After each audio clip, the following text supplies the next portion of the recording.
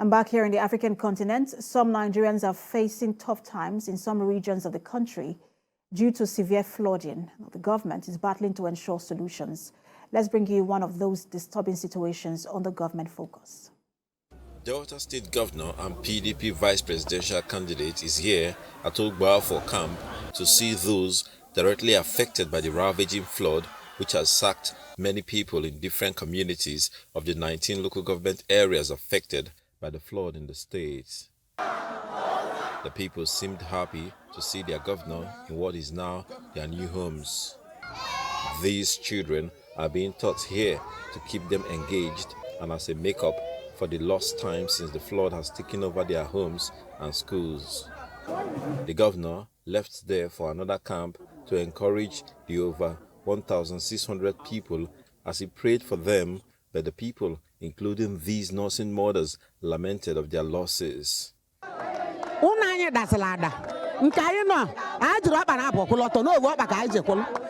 I na luno, na I got a valanya jilin. Aquani will, Gianni will, Una Dabala Milo Rubulia, Nkaida never nine, before I na luno, Nayata Maruli.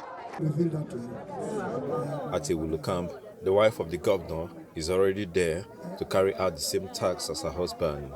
Unfortunately, despite the efforts of the government, some lives were lost. And the governor gives more updates as he calls for permanent solutions. Some of them are in schools, some others where the schools have all been overrun. Some others are in some high places that you find in some locations. There is a need for regular desilting of the Niger River and the Benue River. It's very important. There's also the need to build our own holding dam here, where water can be released, and that's not going to be a state government function, it's a function of the federal government because of the type of dam that has to be built across a river that is classified as a river of navigation. As of today, over 17,000 people are living in 11 IDP camps in Delta State as some schools are temporarily shut down because of the disaster. Ikenna Amechi, CVC News, Ewulu, Delta State.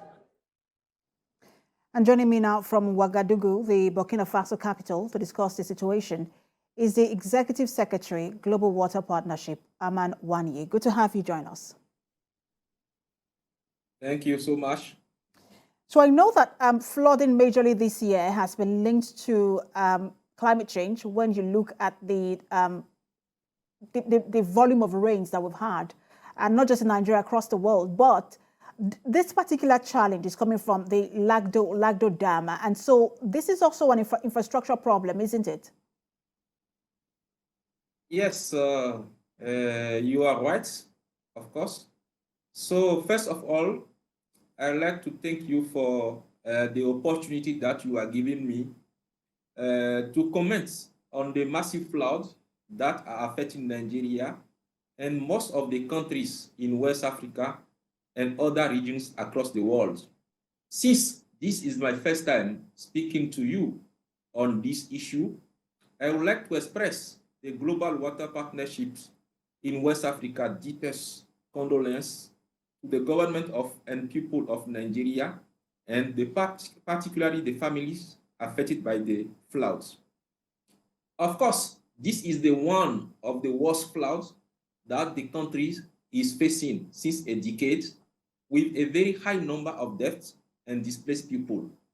In West Africa generally, we know that because of the rainy season, there is almost every year flooding in many countries between June and October.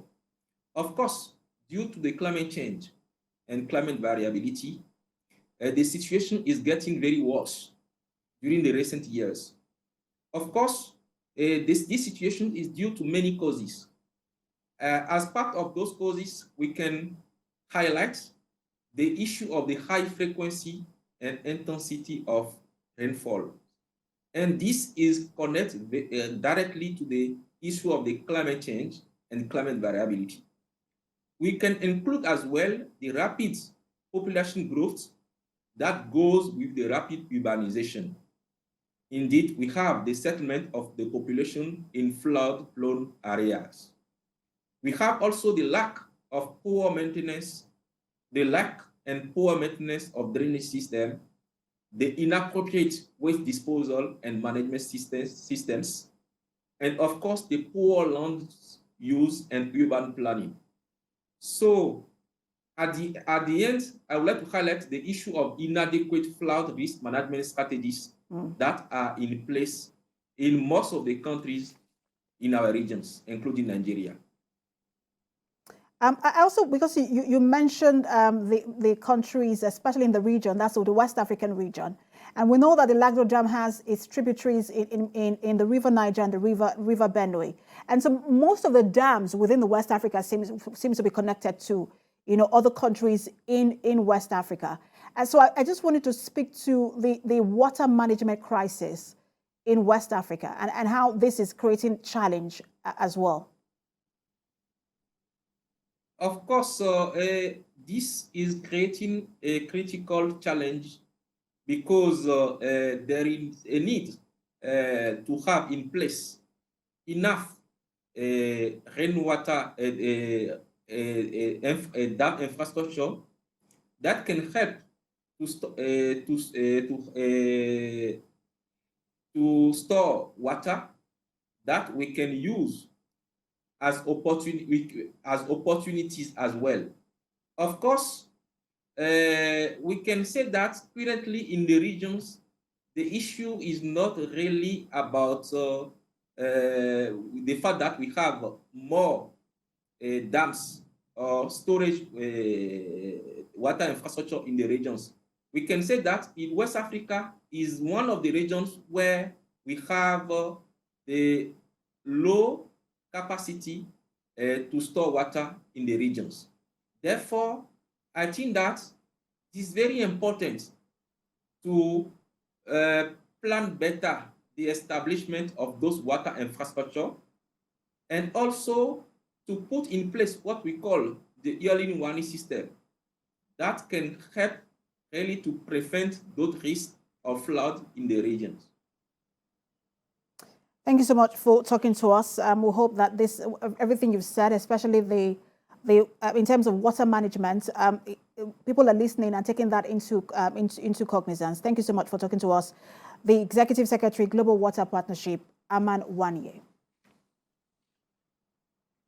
Okay. Thank you very much.